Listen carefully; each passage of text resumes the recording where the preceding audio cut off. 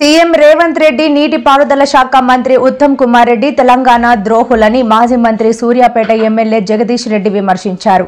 ఆంధ్రాకు నీళ్లు ఇచ్చేందుకు కాళేశ్వరం నింపకుండా కన్నేపల్లి పంపు హౌస్ ప్రారంభించకుండా తెలంగాణకు ద్రోహం చేస్తున్నారని మండిపడ్డారు.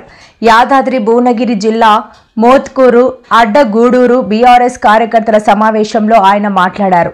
తెలంగాణ రైతులు బాగుంటే ఓర్వలేని CM Revanth Reddy AP CM చంద్రబాబుకు తొత్తుగా పనిచేస్తూ బనకచెర్ల ప్రాజెక్టుకు అనుమతులు వచ్చేలా కుట్రలు చేస్తున్నారని ఆరోపించారు. రాష్ట్ర ప్రభుత్వం పూర్తిగా తెలంగాణ హక్కులకు భంగం కలిగించే విధంగా పనిచేస్తున్న విషయం మరొకసారి అర్థమైంది.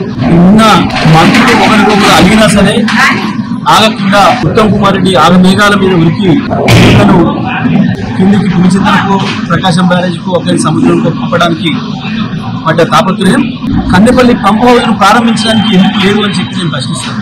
కన్నెపల్లి పంపు హౌస్ ను ప్రారంభిస్తే ఇవాళ తెలంగాణలో పైనుంచి గోదావరి రాక ఎస్ఆర్ఎస్పీ పైనుంచి గోదావరి రాక మంజీరా రాక ఎదురు